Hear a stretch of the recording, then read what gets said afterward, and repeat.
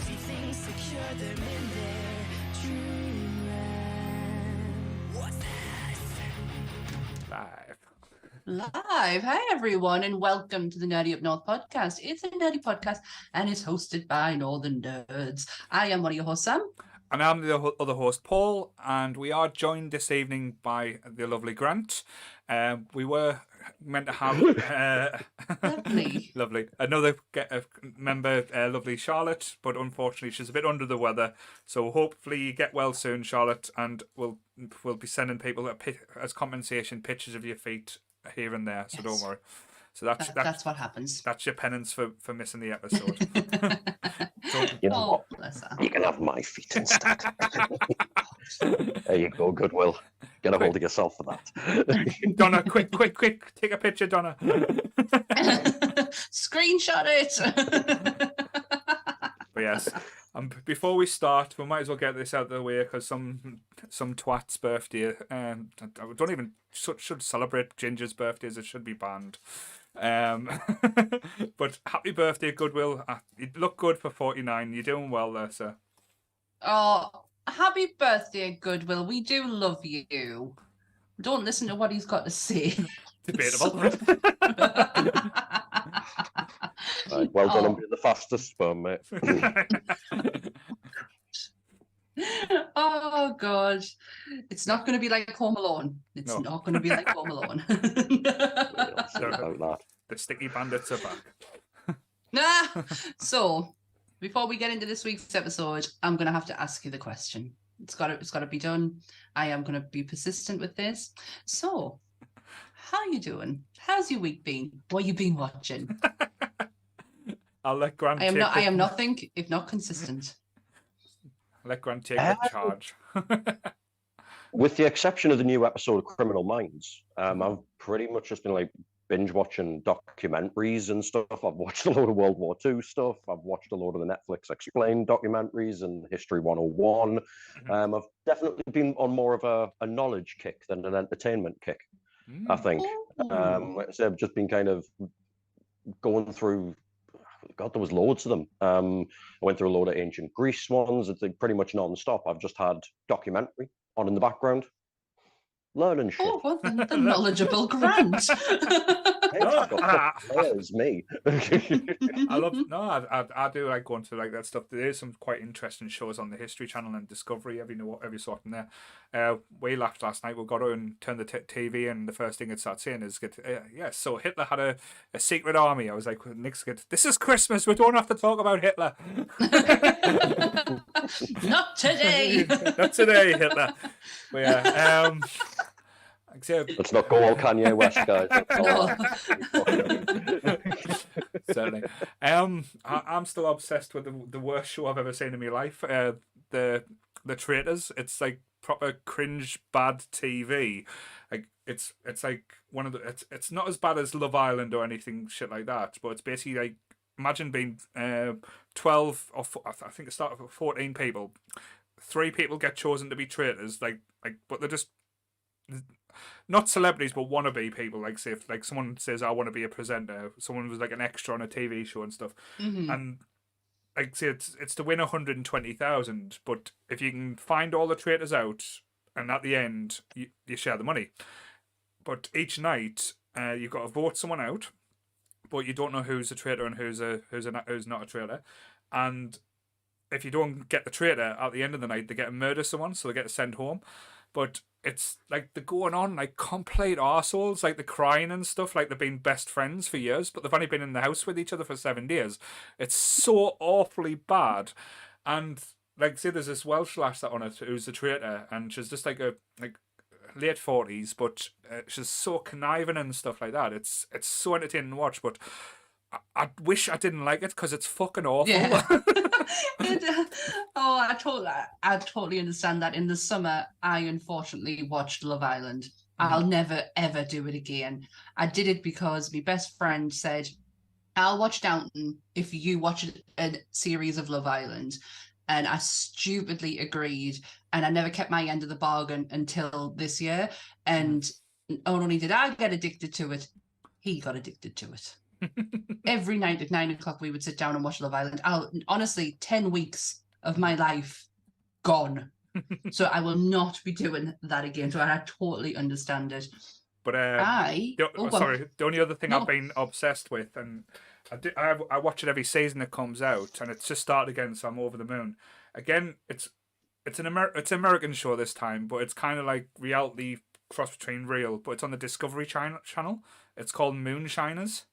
It's where these yokels in backward things in America like are brewing their own like liquor and stuff like that, and like it sounds amazing what they do, but they're doing it in like the woods where it's illegal and stuff. But they've got a massive fucking film crew filming around, and they're hiding it in. See, is the police coming? And you've got like a film crew following you around. It's like, fuck off, man. Oh, anyone's falling for this shit. But it is entertaining, but it's like one of those reality documentary things where it's actual people doing it, but it's like on a facade of a reality show. So it's just like, say, these people in it though, they're just backward, and it's hilarious. So yeah, I've never ever heard of that. It's on Discovery Channel, but there's about 7 to 8 seasons of it. But it's basically everyone just wears dungarees and raccoon penises on their hats. You watch some random shit, man. I was disapproving that said they were collecting dicks. I might watch that. Just a belt full of dicks. No. Apparently, it's an old-fashioned trait where, when the moonshine comes out, like after it's been filtered and everything, it starts coming out. You've got to put a raccoon's penis in there to help the flow. Look it up. It's genuine. It's a genuine. No. I totally believe you. I totally believe you. I'm not having that on my Google search. I'll find it for you. I'll send you some stuff.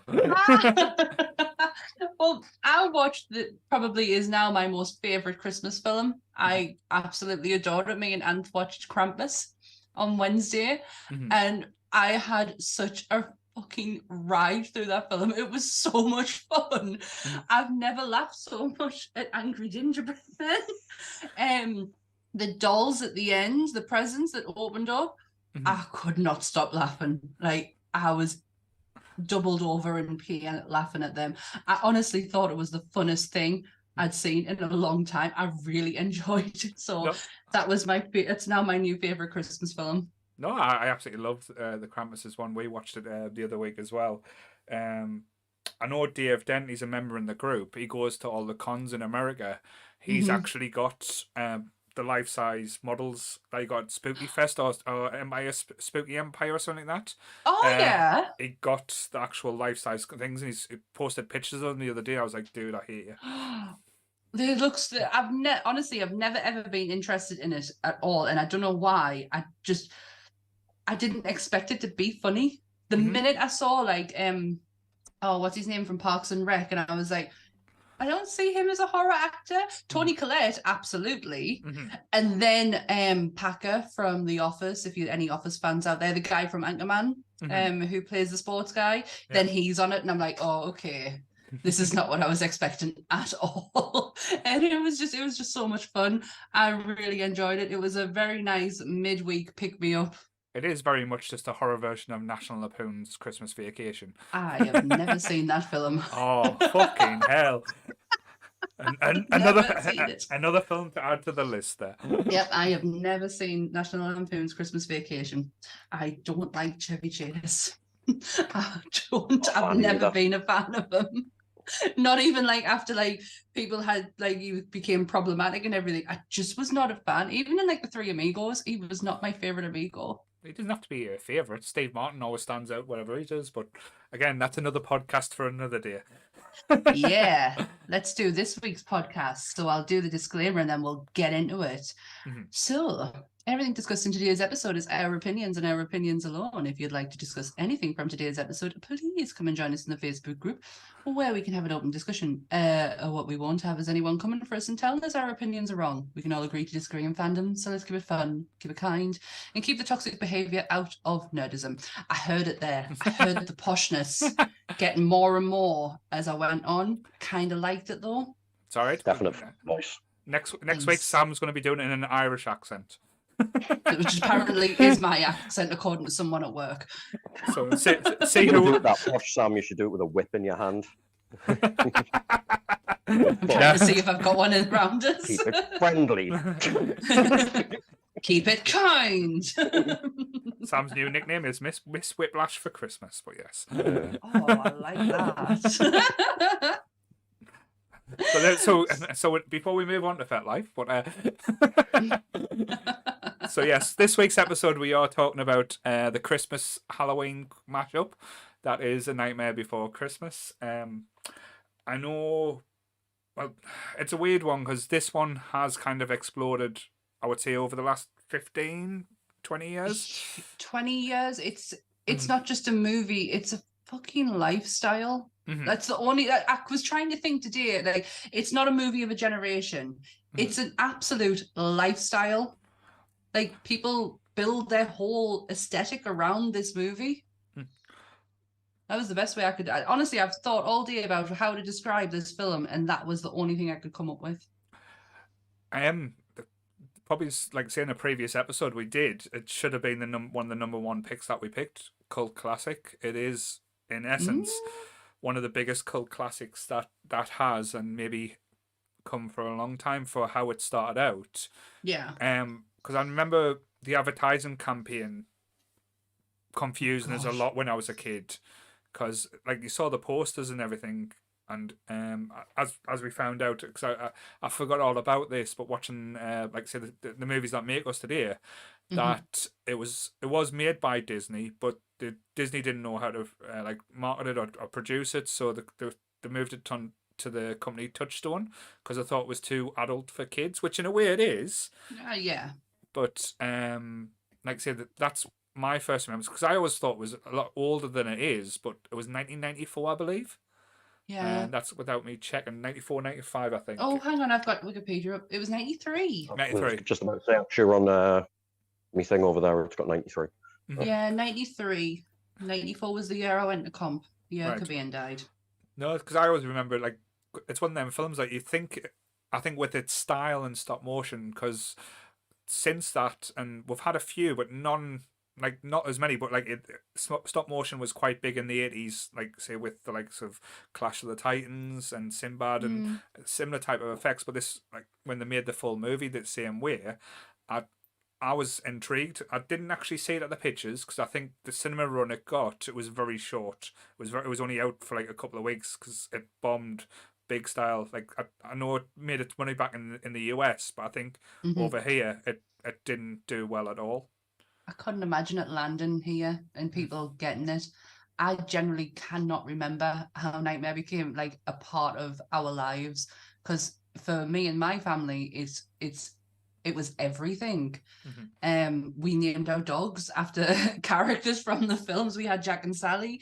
I just can't remember when I was gripped with it, but I know that I was, and I passed it on to my sister, and I would be remiss if I didn't say Michaela is probably a bigger fan than I am.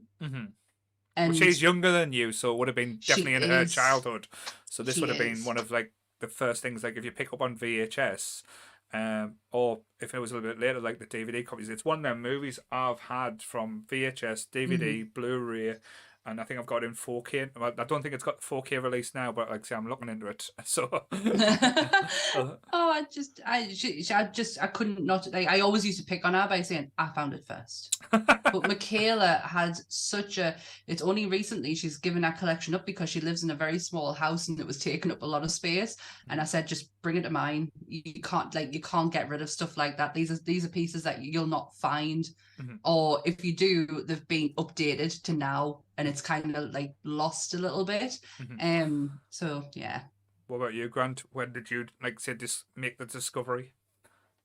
I think I discovered it quite late in life by comparison. I wasn't really aware of Nightmare Before Christmas when I was a kid. I think the first time I watched it I was probably in my early 20s.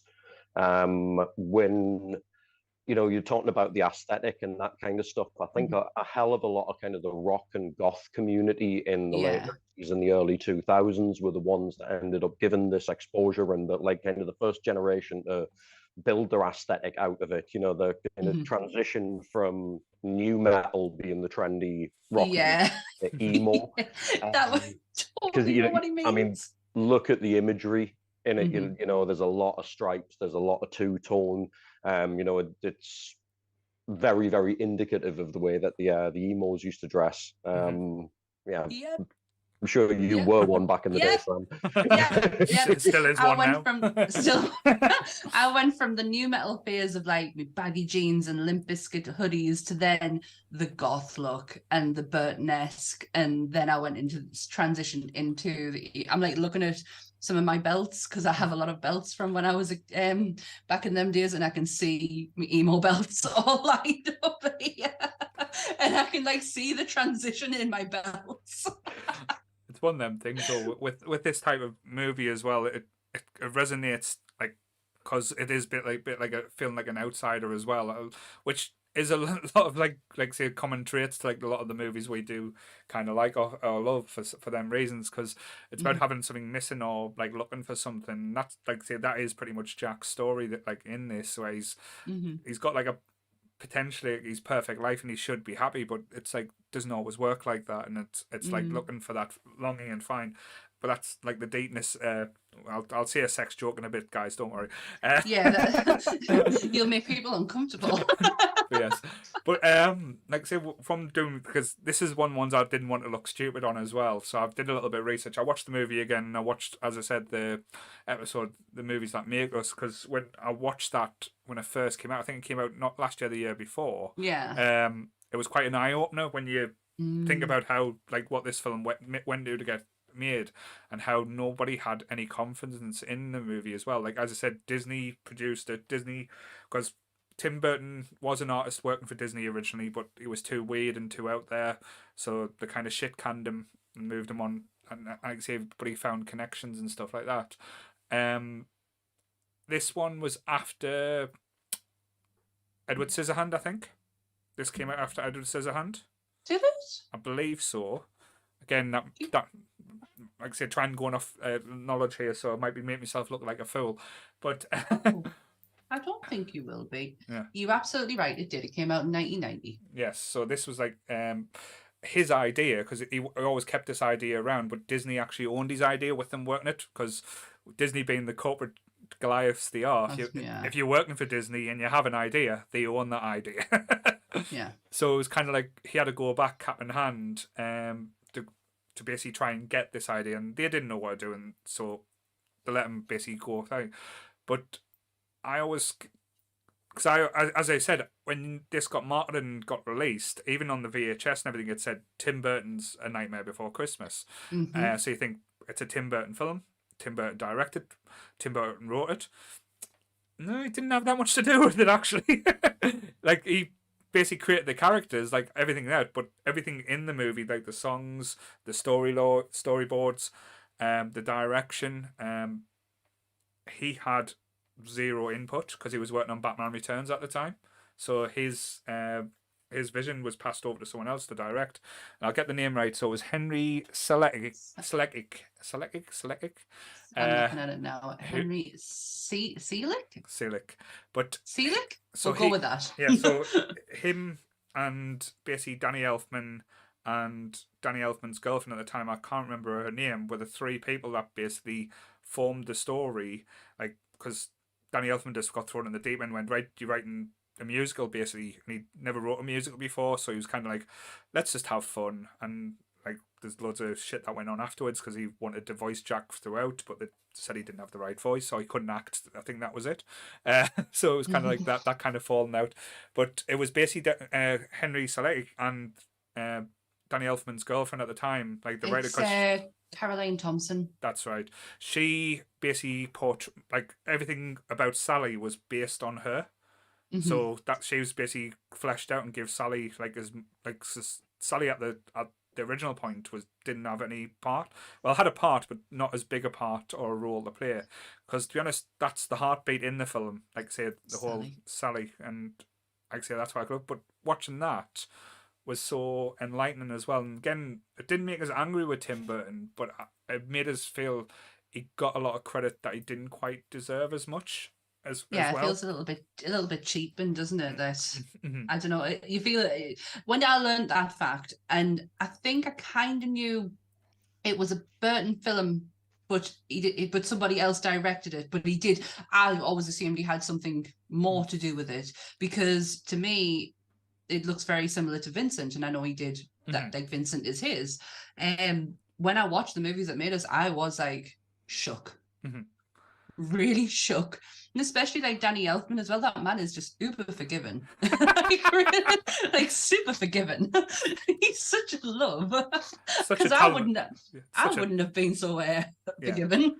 such a talented bloke as well. Like for everything he did, and like imagine being thrown in the deep end as well, and not Mhm. having any knowledge or like fair enough having musical knowledge. Like he was a singer for what was the band called? God, I can't Because it was remember. Ongo Bongo, wasn't it? Yes. That's it. Ongo Bongo. Yes. So that was like the band he was like a lead singer for, but he had no like because I think the first film he got asked to do was again Edward Scissorhand to write the score for because he just Mhm. thought that and it was it Edward Scissorhand or Pee Wee? I don't know. Again, I'm going off track there. Sorry. But yeah, like I said, to basically have the balls and the confidence to go right.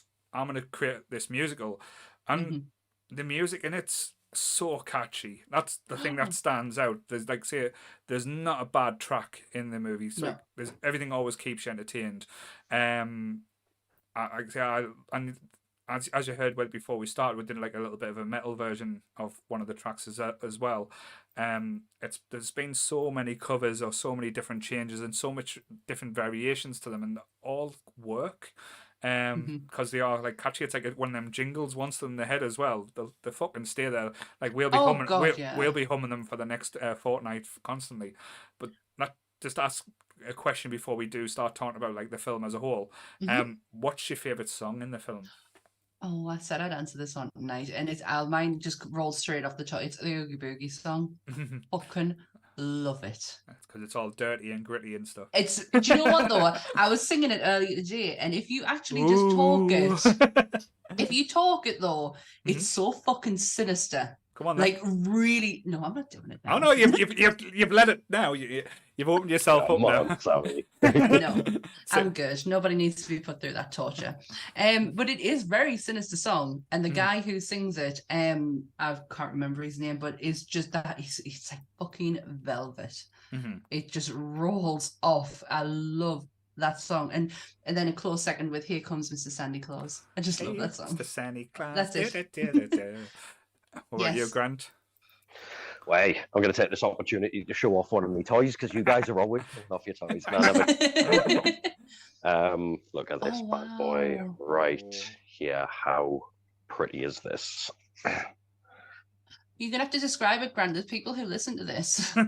Oh, Oh, That's that it. is beautiful. so it's the orange vinyl of the soundtrack. That is. Indeed, it is, and it's an absolutely wonderful piece of plastic. Probably my second favorite piece of plastic in the house. So, because I know you're a collector of vinyl as well, and I know you, Yes, I like am. I said, know a lot. How much? Because with the different colours and stuff, and like stuff, I'm not knowledgeable too much, but I know there's only certain numbers available for them. So is that one of the ones where there's only a certain amount made, or I believe this was one of 500.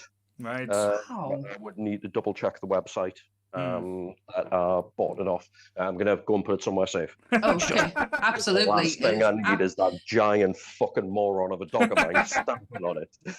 I'm glad he so- thought of that though, because that is not something that I would think of. You might have missed them when I got up as well. We're talking about the aesthetic. You have a little bit of a booty shot. when got he, his- came, it's when got he the logged Java's on on as earlier, I well. was like, the dressing gown's back. You're damn right it is. It's a good job Okay, Donna's. cool. It's a good job Donna's not on tonight as well, because she would have sort of a new box of tricks that she got this week. Gosh, yeah. Donna, if you're listening, get on here. Yeah, sorry, Grant, what were you saying there? Home Alone episode. Favorite track would probably be Jack's Lament. Right. I'm always a fan of like sad songs in musicals, because it might be a surprise for some people, but I actually love musical theatre. And like I said, a sad song in a musical has to really, really kind of get you in the heart, you know what I mean, in order to draw you in. And I think that Lament really does that. And it's done quite early as well. I think it's the second, maybe the third song that gets sung. Yeah, because I think it beautifully sets the tone visually as well. But yeah, as far as just the songs is concerned, definitely Jack's Lament. Certainly. Do you not think it's funny that people who listen to like hard music love musical theatre as well? Like, I fucking love musical theatre, but then I can like listen to some of the hardest stuff going, and I don't know if it's just we really like fucking storytelling. Like, I don't know the explanation for it. I think it's people who appreciate music. That's more than anything else. It's not like, say, it's if you can get the aesthetics and like what it takes to produce this type of stuff, you kind of appreciate it more. Where, because musical theatre is so much different to like recording an album type thing. There's a lot of things you can think, but it's like enunciation and stuff like that. Stuff where we've been fucked with. I don't know if they've ever done a northern dialect version of something before. But we'll have to get Grant to do some metal versions of some of the Nightmare Before Christmas songs. I'm really shocked you haven't already, to be fair.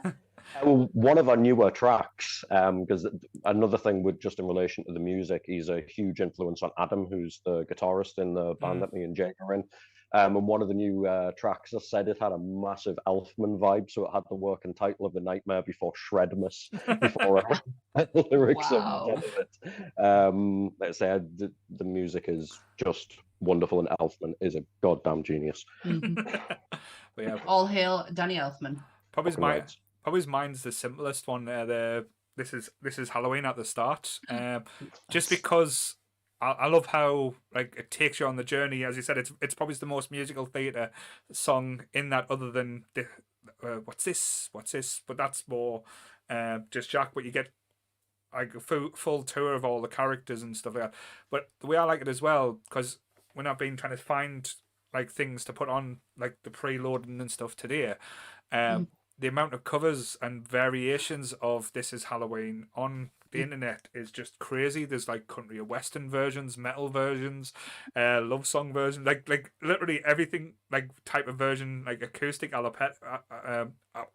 can't say it, like Glee style version, shall we say it? Acapella, that's the one. Acapella. Yeah, versions and stuff, and it's one of them. It's universally, it works in any different format you put it in. Because there's some songs where you listen to it back and you go, "Oh, that sounds shit. Go back to the original" type thing. But it's always nice to discover a new version. Like other than that, like as you said, the Oogie Boogie song is amazing. I love the soul, like the soul and the blues riffs in it as well. It is a very like. It sounds like line. It sounds like drinking like a glass of like dirty whiskey and like a cigar smoked room and stuff. It's that opening line. It's that well. I just love it. It's honestly, if you can continue singing it in that style, it sounds sinister as fuck. It really does. But I do love the opening song. This Is Halloween, and I hate to admit this, but I really do like Marilyn Manson's version of it, and I really don't like to admit that, but I don't know, there's something so theatrical about his version that I really, really enjoy. Yeah, you can like the music, you just don't like the person. It's fine. Yes, I have learned this with Harry Potter. That's fine. It's not a problem. But like, I don't know. I'd be scared to wonder how many times I've seen this movie. I know, like, there's so many different versions of it that's been out as well. I know they did was it Danny Elfman that done an orchestral run not too long ago where they performed the music, but like with a big screen, like to it. I've been told that I have to make this point. I went to see that show in 2019 in Glasgow. And it was a full orchestra. It was Danny Elfman, Catherine O'Hara, Greg, what's his face from Whose Line Is It Anyway? Right. Is actually one of his backing singers. And he was part of the Lock, Stock and Barrel. Totally blew my mind. The guy who originally sung the Oogie Boogie song was there, and obviously Danny Elfman. Watching Catherine O'Hara sing Sally's song, Mhm. I bawled my eyes out. Absolutely. She was dressed, she looked like Moira Rose. Mhm. She was dressed very black and white. So to me, that wasn't Burton Ness. That was Moira Rose standing in front of us. And she sang Sally's song. Me and Michaela went December 2019 to Glasgow, and it was one of the most magical nights ever. It was something I just did off of the spur of a moment. The seats were not great, but I did not give a shit. We could see, we were literally looking directly on top of the stage. Yeah. And it was just absolutely fantastic night. Michaela said the one thing I had to mention was that night and how amazing Catherine O'Hara was. Mhm. It was magical. But he did have, the film was on in the background. There was a woman, a violinist came out and did some of like the back of the score that you can kind of continuously hear, and she did this whole piece just based around that, and it was fucking fantastic. Honestly, Danny, like he's my mate. Oh, Danny lad. Oh, Danny lad. He's still touring that tour. Just obviously, Catherine O'Hara's not in it. The guy who does Oogie Boogie, he goes on tour with them. I don't know if this is right. Wes Borland is actually one of his guitarists now. Right. So yeah, if you ever get a chance, even if it's the shit seats, it doesn't matter. Just you need to experience being in a room with him and his music. I think the closest we've had it in the Northeast wise, I think it was the Sage. I think it was a performance at the Sage. Again, I could be just making this shit up. I'm just trying to go off memory here. But no, that was one of the ones I missed. But I did go to, when I lived in Manchester a little bit, I did go to one of the anniversary showings where they had the sing along. So it was kind of had the words on the screen and everyone was kind of singing along. It was fun, but it was too many kids for my liking. So I was just like, oh, these kids are really annoying. I just wish they would just enjoy the film now. But that was the best part of where we were sitting, because we were in the gods. There was actually, and people were moving down. If a seat became available, like moving downwards. But because the way the theatre was, because we were at the top, we were literally on top of the stage. So we had perfect view of the orchestra, of them, of the monitors. It was just perfect, and it didn't cost me that much money. It's one of them things. I remember getting tickets for Wicked and thinking, oh, I've got front row tickets for Wicked, and we end up being underneath the stage. You can't fucking see. It was like, this is the biggest mistake I've ever made. But yeah, but yes, like I say, I remember watching this like so many times. So it's not one of them films where you kind of find something new, or there's a little, like, say, hidden things in there. It's just there for pure wholesome and strange for us to say, just entertainment value. Like, say, it's a really is a great feel good movie from and it is simple storytelling. There's nothing really too complex going on, but I think the complexity comes with the characters. I think that's the best thing, because each of the characters are so well, like, rounded, and even have their own little personalities done so well. Like, even the side characters are thought out perfectly. Like, I love the mayor. I think the mayor's entertaining as well. And how, like, neurotic and like the two faces of happy and joy, and the simplest thing kind of sets them off and like go from like the highs and the lows. Even the mad scientist who traps Sally, like, say, was it Dr. Finkenstein or Finkelstein or something like that? Something like that. I'll find out. Grant's on mute. Does he know that? Did you know that? No, I did not know that. I didn't know, because normally you only do that when you go like sort the dogs out or something, and then I realised you'd been sitting there a while. I was like, okay. Sorry, we'll keep prodding Grant every so often. Oh, I can't find his name. Oh no, yeah, no.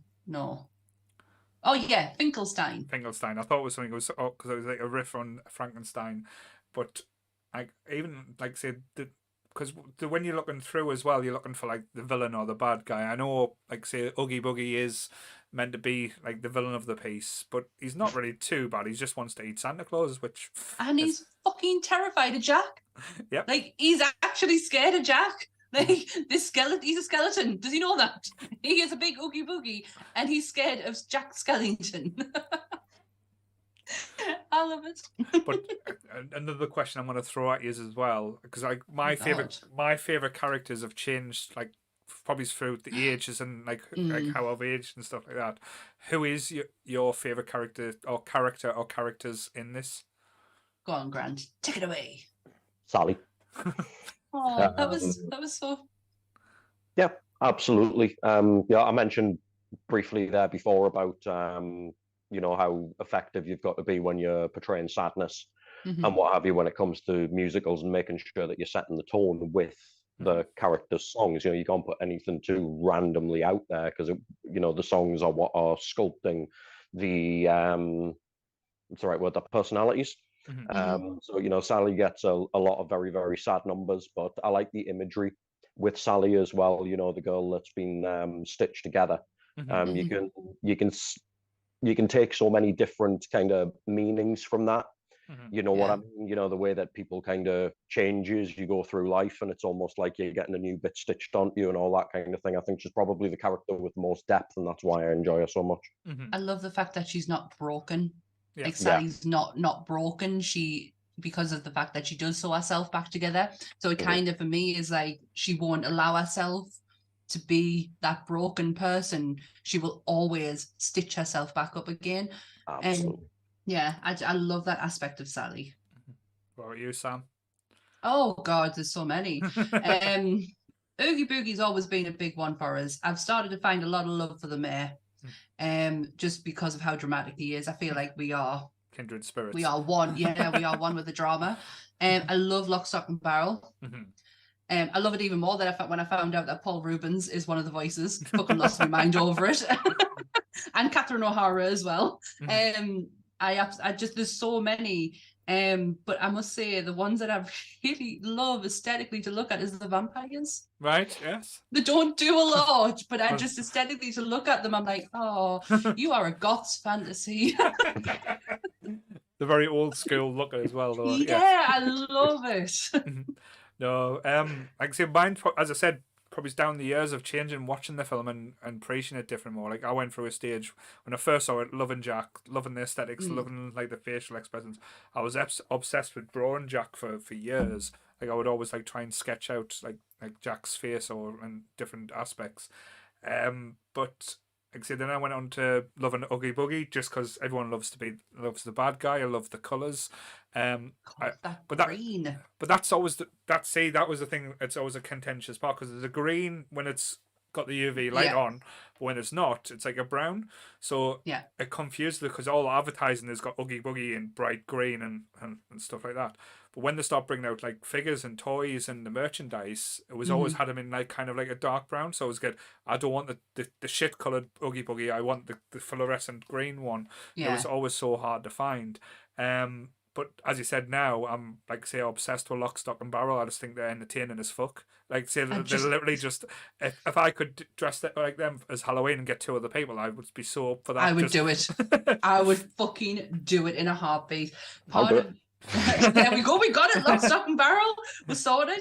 My sister is like I said, she's been a huge fan for many years, and she has gone on a mass collection. I think it was probably this and Russian dolls were the only two things that she kind of like this is what she would buy. And we went to America quite a lot growing up, and so she had the opportunity to buy pieces that you wouldn't necessarily get over here. For about 10-15 years, she wore a watch that she got from somewhere in America, and it had the face of Jack's. It was literally just a white watch, a Jack in the middle, and just crooked arms. The amount of batteries that she went through and straps because she absolutely refused to break with this watch. She sleeps with a big massive Jack skeleton head, right? Still to this day. But I got all of her hard. I got all of her hard collection. One of them is a jewelry box, and it's the bathtub. And it's Lock, Stock and Barrel on the top. Right. I've only she's had that for about 10, 15 years, possibly a bit longer. I've only just seen it in the Disney store recently. So that's a good little segue as well. Like I said, we'll come back to the movie, like say, in a bit. But one of the things I really wanted to talk about, and we have touched on elements, is the merchandise with this. Because I know a lot of films do have merchandise and stuff, but I've never experienced merchandise or just the sheer amount of varieties you get from things. It's not just T-shirts and like say mugs. It's literally everything that you could get, like jewelry boxes, figures. I had like I say a pop-up coffin, like I say, and I sold it years ago. I wish I didn't. Where it was just like a coffin shaped, and you pressed a button, and the doors open, and Jack's stood up. Oh, that's mint. I remember getting it from Travel Man years ago.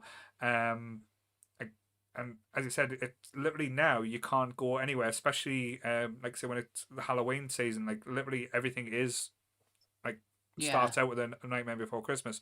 But watching back at that show as well, the toys, not the toys, the movies that made us. This movie probably would have died and not been as relevant today if it wasn't for Japan, because Japan kept this really big. Like for some reason it was massive in Japan, not just for the film wise, but for the merchandise stuff. If you want to go and like if you ever go to Japan and like see like if you Nightmare Before Christmas stuff, apparently they've got some of the craziest and wackiest things you'll ever see, but they're supposed to be the almost unbelievable Nightmare Before Christmas stuff. Oh my gosh, I'm going in like when's that turn 40? 3 years time. That's Ant's birthday present. We're going to Japan. I did not know because I think I'm going to Japan because he loves anime. Now I can like say I'm going because I'm going to go on the hunt for Nightmare Before Christmas stuff. But apparently there's loads of like old toy collectibles shops there as well, and it's just filled to the brim with old Nightmare Before Christmas stuff. Wow. It was meant to be just crazily marketed over there, but gosh, as Grant said, he's got the toys as well. I've got like say Jack and Sally behind us. I've got the diamond figures out of the box, the Funkos and stuff like that. But all the different things that kind of came out. I remember when I went to Florida, and because we went round about the Halloween season as well, so I was expecting it to be literally inundated with Nightmare Before Christmas stuff, and it kind of wasn't, in a way. Really? Because not even like only in certain areas. So that's so sad. So if you went to Hollywood Disney and the Tower of Terror, that had literally all like some of the most amazing Nightmare Before Christmas stuff that I've literally never seen before. So literally I was getting my credit card out, buying things like T-shirts. It was before Vans brought out the shoes, so brought Nightmare Before Christmas Converse and everything. But it was just all in this one little place, and not just that. Then in Disney, not because like I say, it's what it's called. It's the Magic Kingdom. They had the Haunted Mansion, and that's where in their gift shop they had all the Nightmare Before Christmas stuff, and that's where after you come out of the ride, they had Jack and Sally where you could meet, and Sally was always beautiful, like literally one of the most beautiful made up like models you've ever seen, but Jack was always weird. Stitched up woman. Yeah, Jack, you can't. Jack is a weird one to do though. That head, unless someone is willing to walk around with actual porcelain on their head, it's not gonna work. It really isn't. I feel really sorry for the dude in the costume because they must look or be so uncomfortable.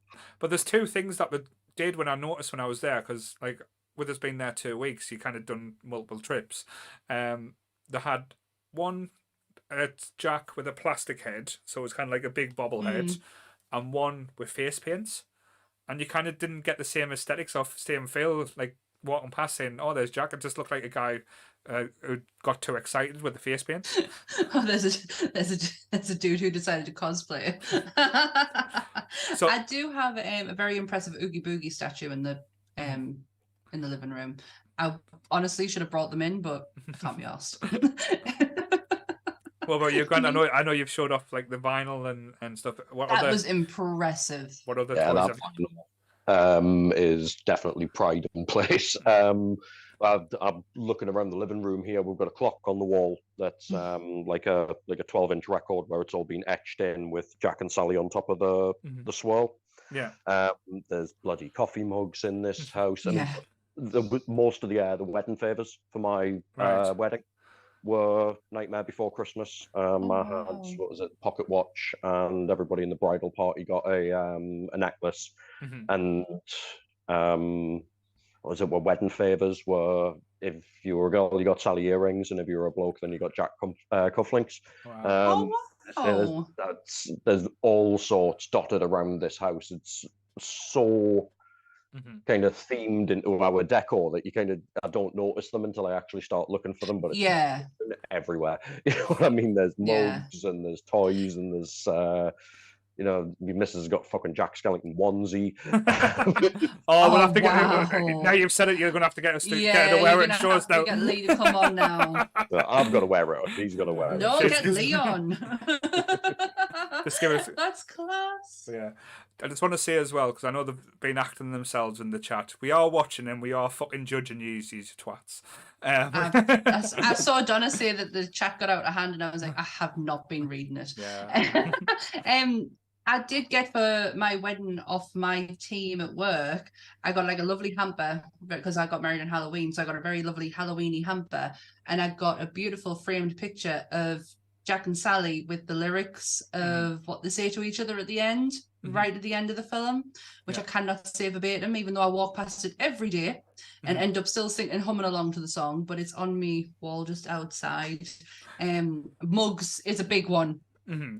Because we had Jack and Sally the dogs, you couldn't just get a Jack mug. You had to get the Sally mug. So I have I have two big like chalkboards. That's the feel I get from it is like a chalkboard of big ones with the black stripy handles for Jack and Sally, and then I've got two of the Jack and Sally ones, and then I've got just an actual Nightmare Before Christmas. I have a lot of mugs.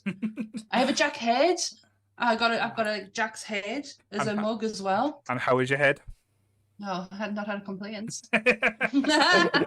You'll never know. Catch us out. It's kind of the view we get with your camera right up there, anyway. There we go. To see a head bobbing. Yeah. It's the best angle, and I move around a lot. I can't keep still on these chairs. I'm a nightmare I at work. thought you meant when you were giving heads. No. Running around the room. Just did how many spasms like not the teeth again. Don't. I mean, a jizz party. Oh. Okay. So Nightmare Before Christmas. Professionalism. Remember, it's a children's. It's not actually. This is not children. No, it was very marketed for kids. That's the themes and everything. Was not kids, and that was, like I said, the big surprise with the movie moving back on there. So see how smooth that was. Transitions. But yes. Actually, I loved all the little connections. As I said, the characters to me was more important in this than in the story. Like even like the bit parts, like I said, the vampires, like the Easter Bunny was fucking hilarious, and how they used that in as well. Apparently Tim Burton didn't know about that, so they just snuck that in just for the crack. It's a big massive fuck you to Tim Burton. I imagine that they did a lot of that during this film. Now that I know the truth, it's still so sad that his name's still on there. It's like the whole Batman thing. With Bill Finger, like it's only taken until like the last few years that his name's now starting to appear. Why is his name still on there? Because it's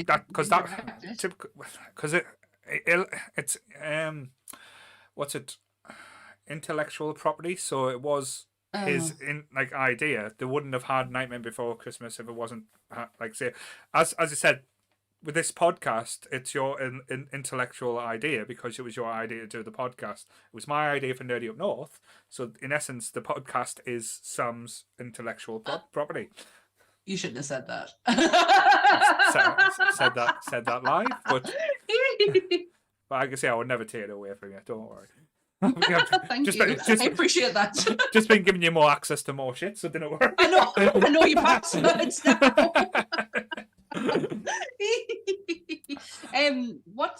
What's your favorite moment? Because I don't think like you can jump in and out of this film all we want, but to talk of a favorite moment would take up probably a mass chunk of the film anyway. Because if you really break the film down, it's not the longest when it comes to story. You really do have a beginning, a middle, and an end. So what's your favorite moment of the film? I think that's a different one. I wouldn't be able to narrow it down to one moment. I think it's more moments, if that makes sense. I've got Okay. a few different ones. Like I love when he's flying above the sky in the sleigh, and he's get, oh look, they're celebrating us, and ready they're trying to shoot him down. It's like the innocence of it. And again, probably me being a dickhead. I love it when he's giving these kids all these horrible, nasty toys that I would have fucking loved as a kid. But and they're absolutely terrified and horrified by them. These are really cool. Kids, stop being ungrateful. That's what I was thinking. You ungrateful little shits. I would have loved for something like that. I still would. And I'm 40 next year.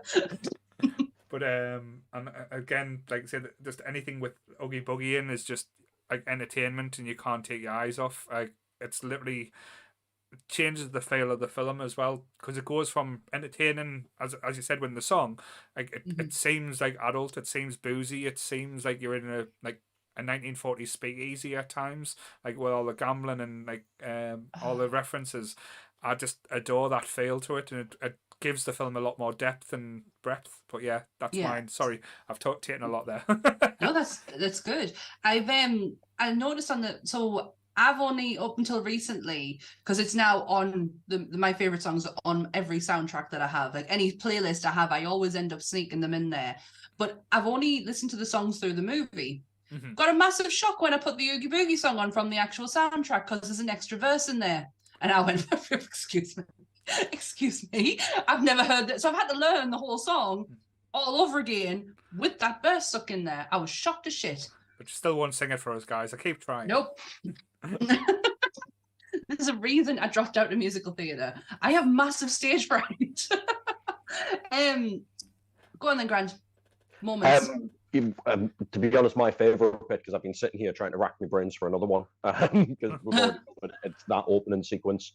The big pan through Halloween Town, establishing all the characters and what have you. I think it's one of the best opening sequences, not just of a Tim Burton film, but I think of any film.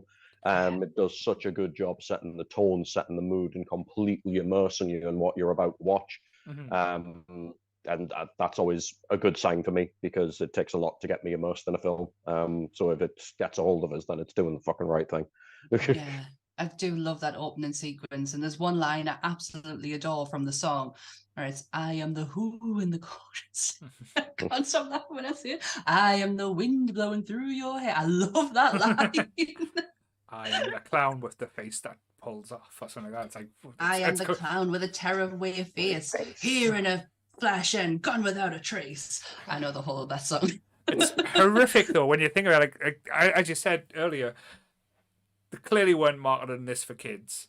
Like with like the themes and like the reference points as well. Like I am the clown with the tearaway face. Like how many kids would have had nightmares that? Kev probably has nightmares about it because he's terrified of clowns. Yeah. What was it? I am the clown with a tearaway face, here in a flash and gone without a trace. I am the who in the caution stare. I just love that line. I love random little lines from it. I'm probably asking the wrong question here as well, but if you've got a choice to which town to stay in or live in, which one would you choose? Christmas. Fucking Easter. I would love to live in Halloween Town, but I feel like me and the mayor would clash a lot. Would you not be Mrs. Mayor? Would you not take over his role? And dominate, absolutely. But I am just as... Oh God, I use the wrong word. Wrong words. I feel like our energy would match a lot, because I can be just as dramatic as him. And I love the fact where he has the sign and he's like, it's only 365 days. You can actually buy that now as well. Again, you can get that. You can get the clock. You can get the Deadly Nightshade like jar and everything like that. There's so much more out there than what there was when it first came out. I've got a beautiful, going back to collection, I've got a beautiful snow globe. I'm not really the biggest fan of snow globes, but I have a Nightmare Before Christmas one. It's the sleigh, and it's the snow globes in the sleigh, and it's Jack on the sleigh in the middle of it, and it's out 365 days a year, which really pisses Anth off when he catches it. don't know why, but it always pisses him off that it sits on the shelf. I'm still laughing at Donna, laughing at you, saying that you I want to know. dominate. I had a feeling it was going to come up, but apparently shocked as shit is the quote of the pro. I feel I'm not. Oh, I'm going to stop talking. It's all the sound bites. I've got them recorded. It's fine. Great. Get played every time I start the podcast. It's just Sam saying, "I'm going to dominate." Mint. I don't think I said my favorite moment, No, go for but it. again, it's Oogie Boogie. Mm-hmm. Oogie, and the end when they do eventually kidnap Mr. Sandy Claus. Mm-hmm. I just love that sequence. I didn't realize how much I loved that song until I kept playing it over and over and over again until I had to know every lyric of it. So again, there was a bit of controversy when it came to making this movie, as I found out today. If you watch the show, the ending we got wasn't the original ending. Oh, so that explain. It never got filmed. It never got made. It was just all in picture form where it was drawn out. But they did do the voices where Dr. Finkelstein was behind Oogie Boogie all along.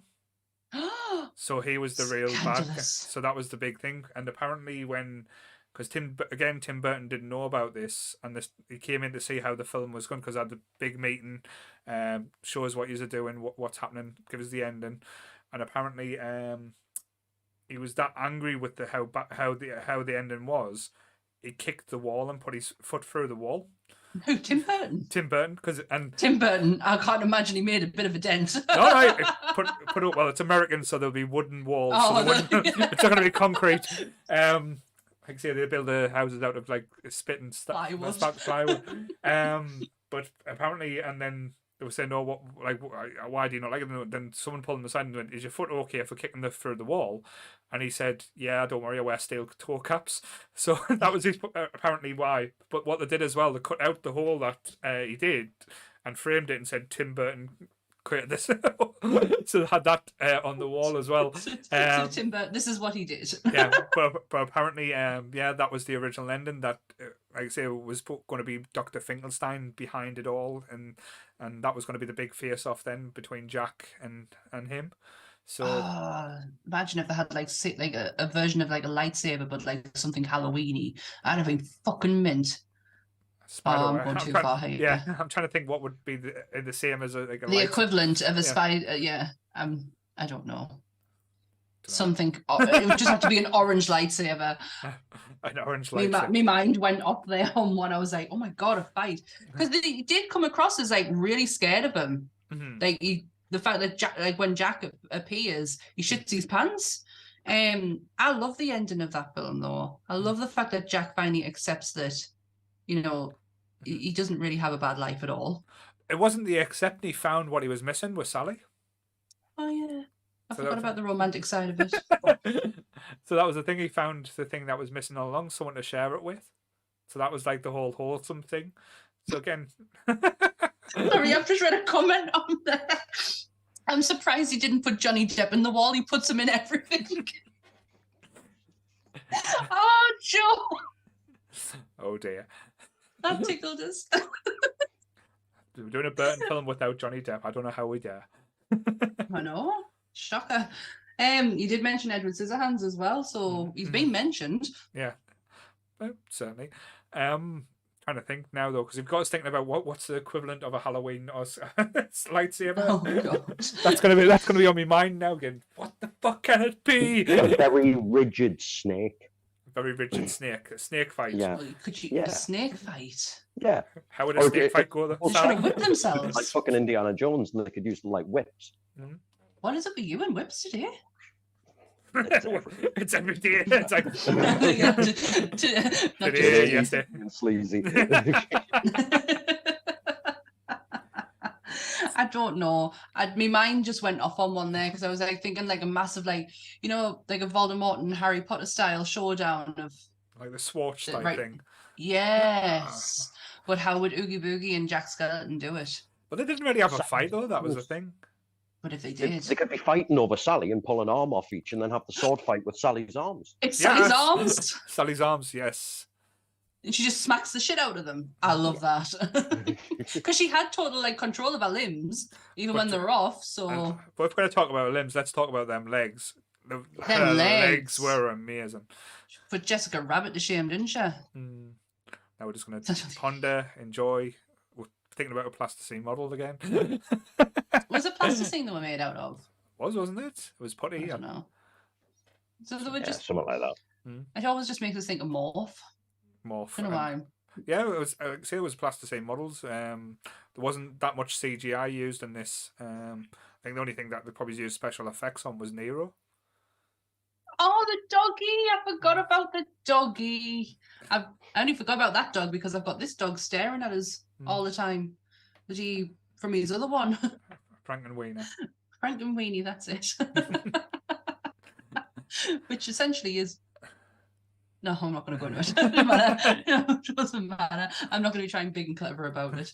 I was going. Wait, Nightmare Before Christmas. Yes.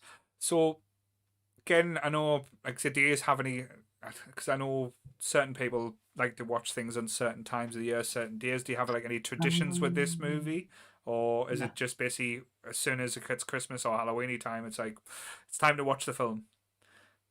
No, not really. I don't really. It doesn't fall into a Christmas or a Halloween category. It's just whenever I feel like it. If I really feel like I want to belt these songs out when no one else is here, then that's when it's going to go on. But is it a Halloween or is it a Christmas film? No, there's the question.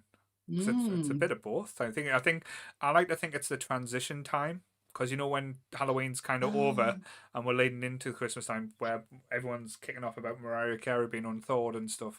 But I like to think this one is kind of like the in between movie where you can watch to kind of finally get you in the Christmas mood and get you feeling all festively. And if you were like, say, because after this you can move on to the films like The Grinch, Die Hard, stuff like, proper Christmas movies. Oh,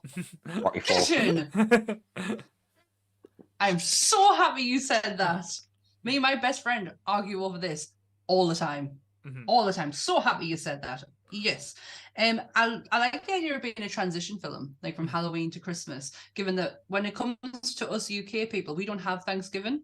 So that's like the American transition is their Thanksgiving, and then all of a sudden next day the Christmas tree goes up. We just literally go from Halloween, bonfire night. Oh, we got to wait all the way along that way before December comes. Yeah, bonfire night where we set everything on fire. Like the true Brits that we are. Yes. So if you were going to rate this film as well, because as I said, when we do any talks about individual films, I like to come back, because I think it gives a good reference point. What would you say out of 5? Being honest. You can't just say, if you take the rose-tinted glasses off and think purely as a movie type of aspect, what would you say? 4. Because I can't give it a 5. Because you won't let us. I don't control you. I'm only joking. I'd say 4, because it's not. It's like Home Alone. I don't have to watch this all the time. I don't have to watch this at Christmas. I don't have to watch it at Halloween. I probably haven't watched it for a good couple of years, but it still doesn't make it not be one of my favorites. So I'll say 4. Cool. Grant.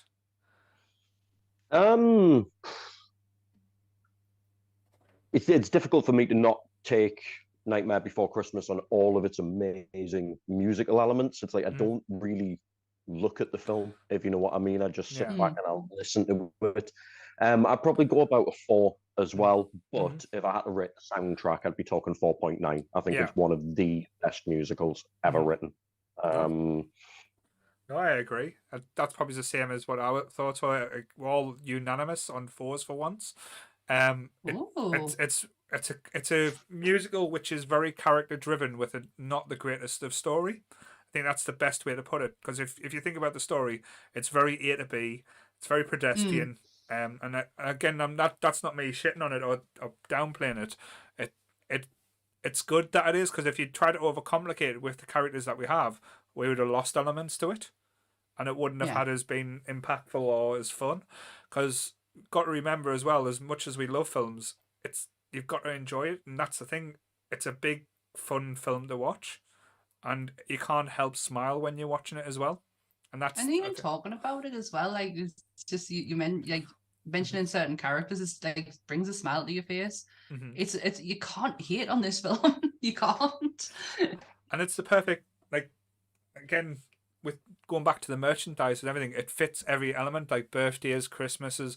You could always give someone a gift of something to do with Nightmare Before Christmas, and you'll see a different smile, and it'll always, like, say, kind of enjoy it, if that makes sense. Yeah, it's true. For Carolyn's birthday this year, I did a whole theme of Nightmare Before Christmas.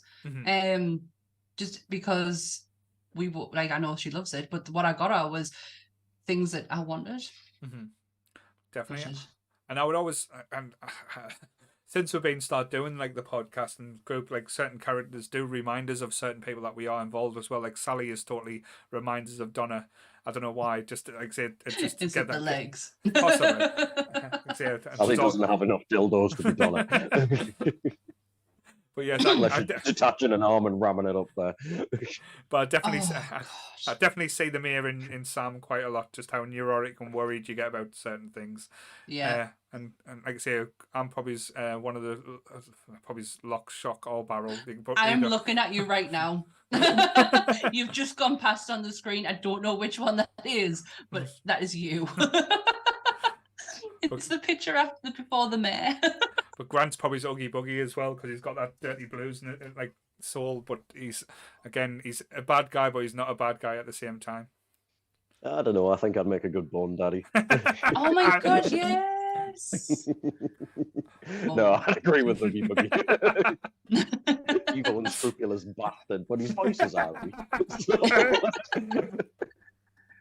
Yes. Oh, did we mention how beautiful the colours are in this, by the way? I'm just looking at the pictures that are going across the screen, and the colours in this film are absolutely unreal. But they did that on purpose. When they did the Halloween town, it's very purples, blues, and oranges, and the greens, like you say. And then when they went to Christmas, it was supposed to be like the brightness and like energetic, effervescent, shall we say? Oh, what a word, effervescent.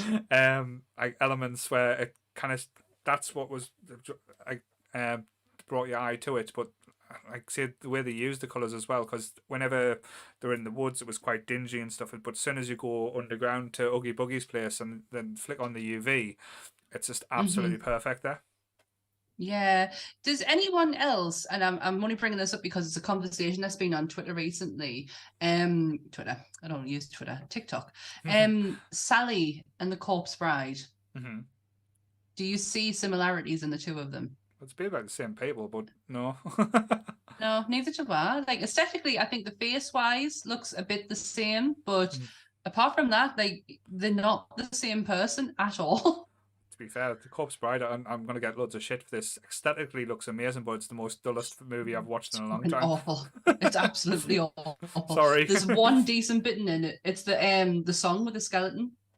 That's the only one bit in it that's actually decent enough to watch. I cannot watch Corpse Bride. I love Frank Marini though. The only one, even again, though it makes me very sad. Try and not get like people to argue, but the only film I would say that's on par with this, like that type of movie, is probably Coraline. For darkness and entertainment, and I absolutely, it's not the musical aspect, but I absolutely love Coraline for the same thing. I know it's made by different people, but aesthetically and like the way it kind of flows, I think Coraline's up there with this. It's honestly, it's this and the Coraline in the Shape of Water is right up my street, and yet still not watch them. And it's just out of sheer laziness than anything else. I know fine well I'm going to love these films. I'm just being really lazy and not watching them. So, I know I've watched this today. Will you be watching this on the back of this podcast now? Are we most likely? I always do. I always end up watching. When we did the Clerks 3 episode, I said I wouldn't be watching it for a very long time. An hour after we logged off, I was watching it. And this is what I do. I'll end up Lost Boys. I did the same then. Watched it after the fact. I never watch it beforehand. I always watch after the fact. I've just been corrected. So yes, I will be. Yeah, I've just been corrected in the chat as well. Charlotte's just let us know that Henry Saletti, who did direct, this is me being a dick, direct Nightmare Before Christmas, did the Coraline as well. Did he? Well, I have Wikipedia. I could have told you, but I didn't. Yeah. He also did James and the Giant Peach. That actually explains. I kind of get that now. Yeah. Just thinking of the three films together, like how they look, and I kind of get that. Oh, they've not used a very flattering picture for him on Wikipedia. He looks like Voldemort. He's not a handsome man, let's be honest. They've done a side profile of him, like he really looks like Voldemort. No. Never well to look. Oh, well, thanks, Charlotte, for that knowledge. But yes.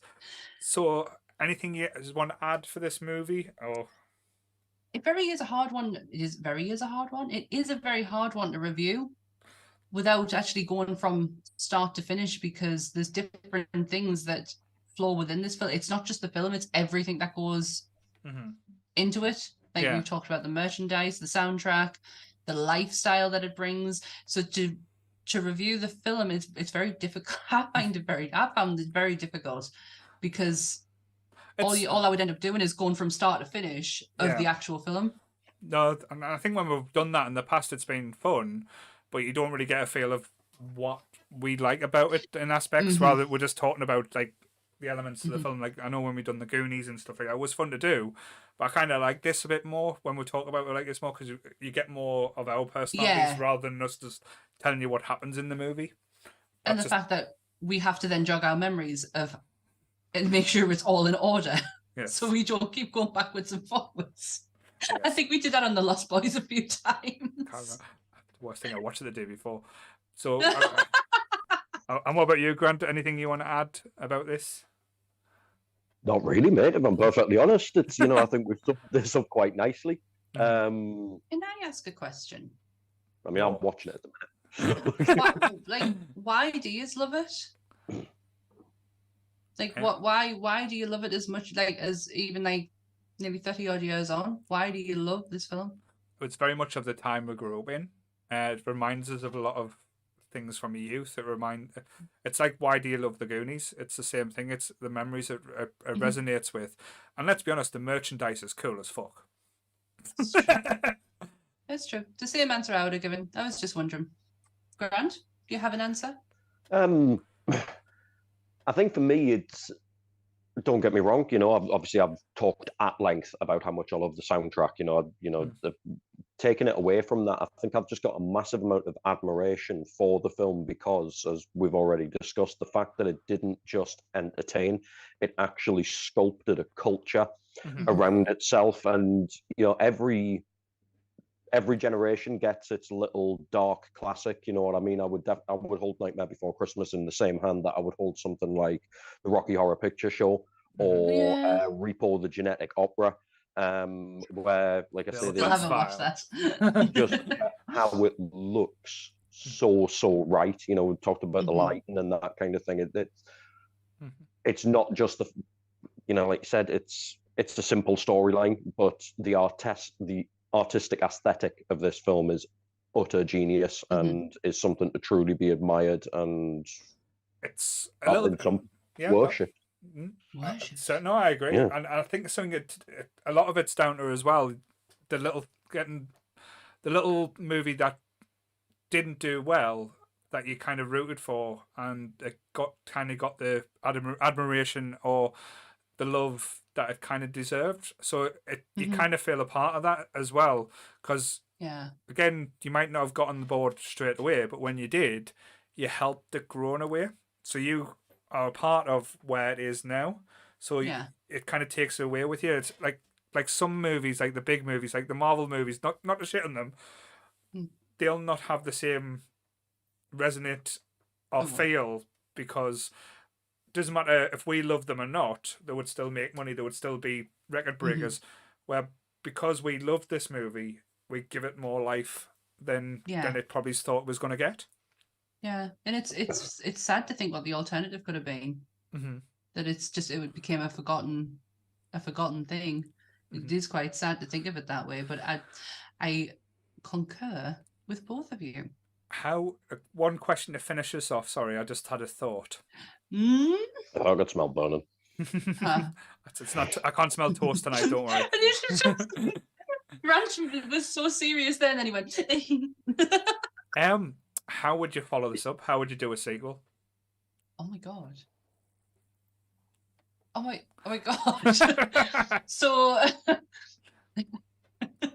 Because, as we said, not to like gatekeep or say, "Oh, this should never be like tried again," or "You should never make a second." You've got this How would you? universe. You've got this universe. We've got all these different characters. The story doesn't necessarily have to be Jack and Sally's story. They've told that story. Tell You've got the universe, you've got the place, you've got the towns. You've got Easter Town, you've got Halloween, you've got St. Patrick's Day Town, you've got all these different. Why did they have St. Patrick's Day Town? Like, come on. I don't know. Americans take it very seriously, don't they? Yeah. But Santa's Revenge. I like it. Absolute fucking slaughterhouse. Santa Slayers. Aye. Santa's Revenge. He absolutely, it's been on his mind for a lot of years what Jack did to him, and he's been plotting the right time, and it probably when Jack's like at his weakest, or not even there, Jack's dead. Jack's dead. So and Jack's Jack's funeral, he comes and spits on his grave and says, "Fuck you." Pretty much, fuck you, and he takes total revenge on Halloween Town. Oh, He fucks Oogie Boogie up like he teams where he can't be. teams up with the Easter Bunny with the army of rabbits, because the rabbits are saying these people that kidnapped us. Yeah. Nightmare Before Christmas 2, Santa's Revenge. Well, he wasn't called Santa, was he? He was called Sandy Claus. Sandy Claus. Sandy Claus it doesn't have the same ring though, does it? Yeah, Santa going on an absolute slaughter of Halloween Town. It's a massive battle, Hogwarts style. You thought That's that was where I'm doing. It's my brain's working overtime tonight. What about you, Grant? I reckon they should go into Thanksgiving Town, but they should tell the stories of Thanksgiving properly. I don't want it. It shouldn't be an entertaining film. It should be fucking shot like Schindler's List and tell the truth about what the Pilgrims did. When they got to America, and just be like, "Yes, listen, understand." Like the play that Wednesday wanted to do in Adam's Family Values. Yes. Play it out. Absolutely. Oh, yes. It's all in black and white except for one poor Native American that's in color or something like that. You know what I mean? Like I say, really. Oh really yeah, like the little girl's grit it coat. Yeah. A turkey. It's like just normal color. Yes. It's just a yes. And it's the only comedic relief. Every once in a while, it just walks past and goes, and then walks away, and it goes back to fucking wholesale slaughter. It'd be like that South Park episode where the turkeys took over, but yeah. You can tell we're horror fans. That's where our brain goes to, is just fucking slaughtering. Our puppies would be a little bit more innocent, as we found out during the I know. podcast. I'll probably PG score Paul. The Adventures of Lock, Shock and Barrel, seeing them going through different worlds and like say how they came about and seeing their story. I would be quite interesting. Fucking shit up. Come on, just take the PG out. Just advance it a little bit. They've got to fuck shit up. Come on, they're naughty kids. The naughty kids. And seeing why they're naughty though as well. That would be quite seeing like the Lost Boys from Peter Pan. Oh, now you're making it too innocent. You've made it too innocent there. I think in my movie, Lock, Stock and Barrel will be the heroes of Halloween Town, because they will fuck Sandy Claus up. They were the ones who kidnapped him in the first place. They're the ones who are going to take him down. And we'll leave it at that. So thank you, Grant, for coming on tonight, and thank you, Sam, for joining us as usual.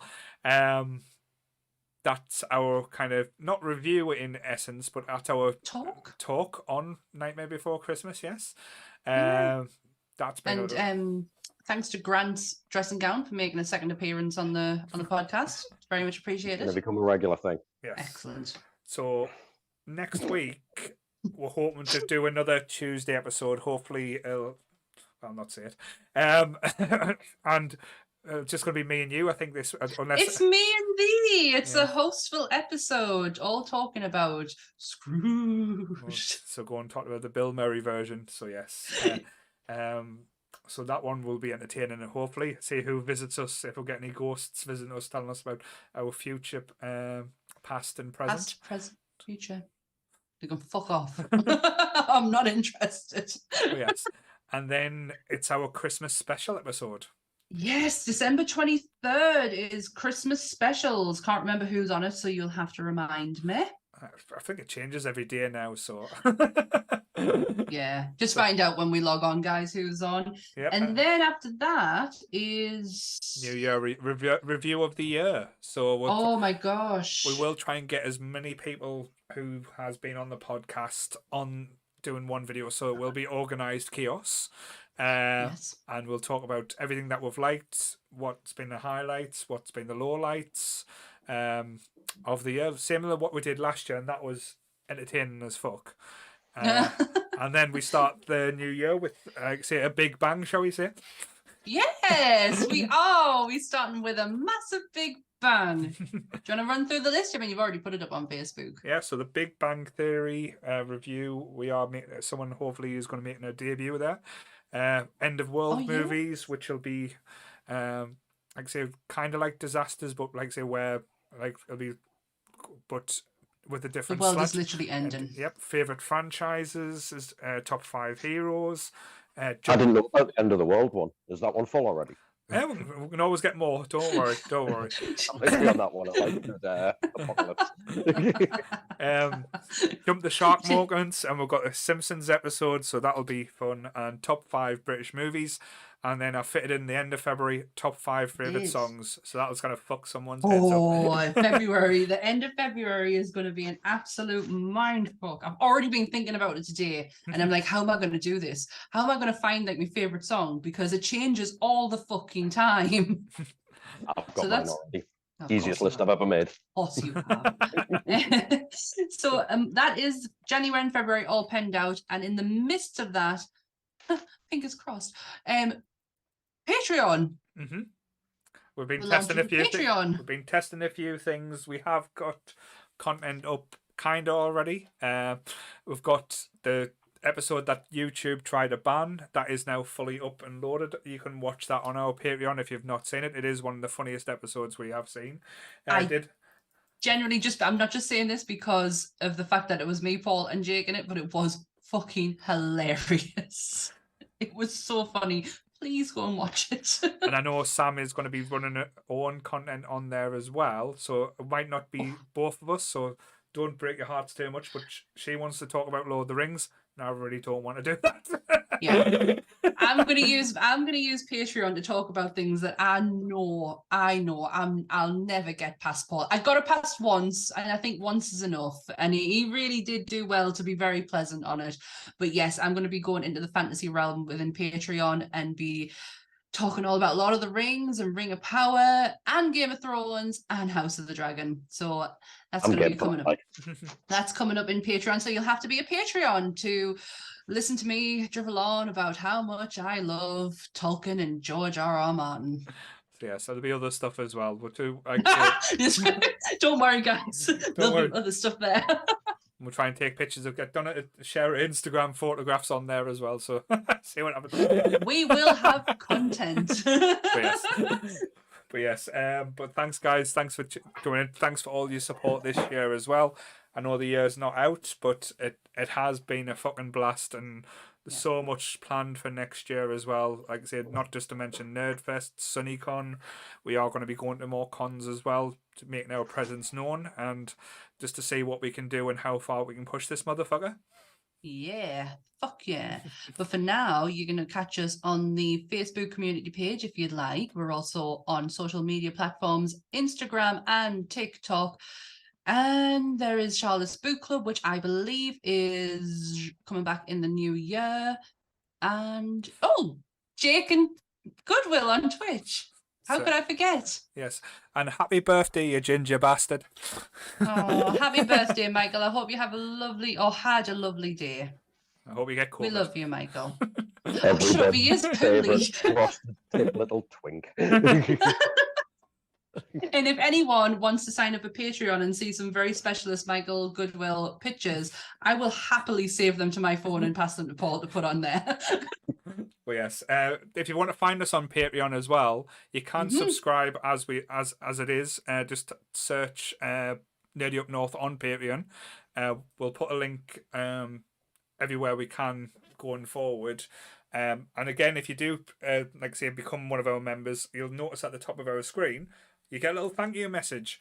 And again, if Lee wasn't such a pussy, he would have had his photo in there as well, but he didn't want to. So sorry, Lee. Oh, Lee. Don't call him a pussy, you dick. Oh, Yes. bless him. But yes, you can find, and also come and be my friend on TikTok, please. Right. I'm begging you. That went over too long there. Let's go. Anyway, Yeah, guys, yeah. same bad time, same bad channel. Stay nerdy, everyone. Bye. Bye. Bye.